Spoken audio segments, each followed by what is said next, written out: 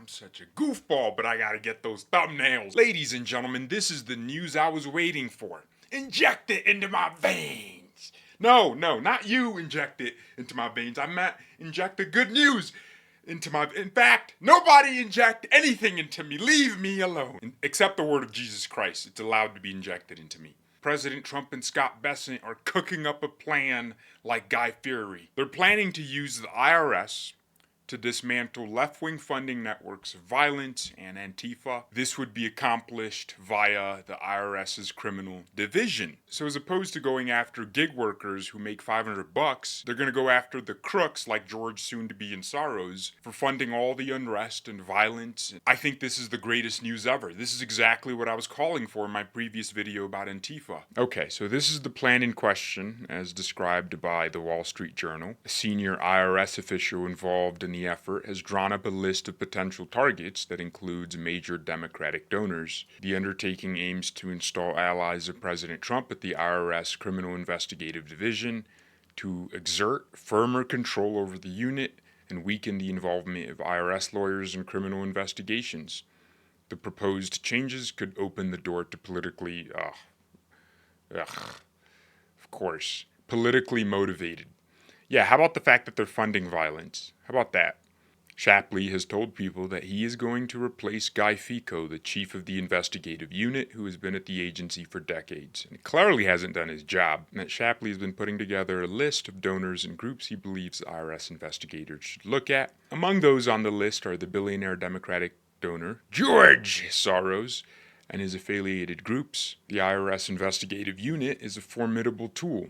It has more than 2,000 agents, investigates potential criminal violations of the tax code, and assists other agencies in combating financial crime. By the way, I paid $4 to see this article, so you better hit that like button. It's not enough to just have ICE and other federal law enforcement agents to just be more physical with them in the streets. Of course I appreciate it. I love watching those videos because they've had it coming to them for years. They could always count on the protection of the left-wing governments in the cities they're in, but now the feds are involved and there's no one to help them. Now you have to move on to that next stage. You have to dismantle the entire network, bring it down, destroy the matrix. There's a misconception that mainstream leftism is somehow different from radical leftism. The idea is that it's a similar relationship between the moderate right and the far right. When you see groups like Antifa, don't think to yourself, okay, that's like the Patriot Front equivalent on the left. Mainstream leftists coordinate directly and indirectly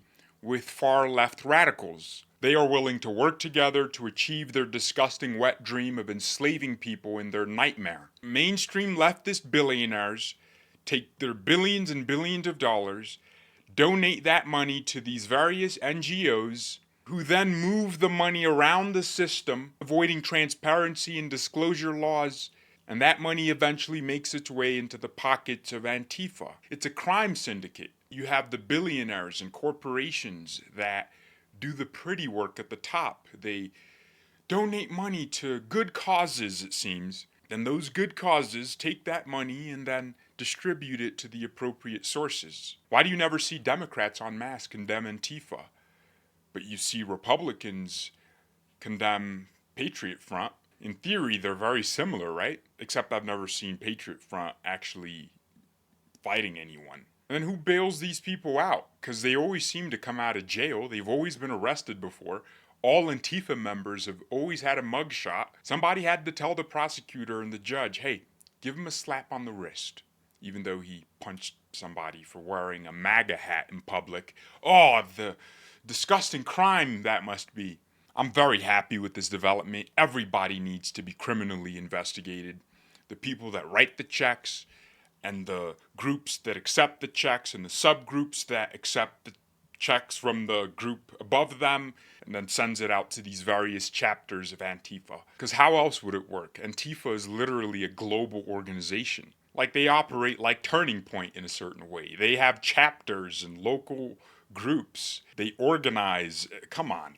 We know what this is. All the tension we see between ICE and these lunatics is just creating anger. And if we don't scatter them, destroy the corrupt money coming in and just dismantle the entire machine. They're going to organize, and who knows what happens in 2028. We thought what they've been doing in the last few years was bad. Ooh, wait till they get power back.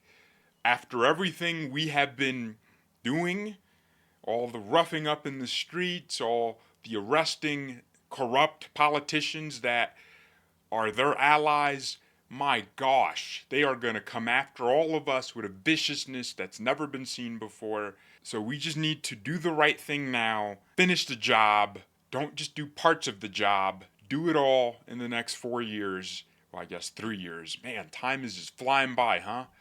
Speaking of flying by, I'm flying out of this video. I've been recording for a long time. Goodbye.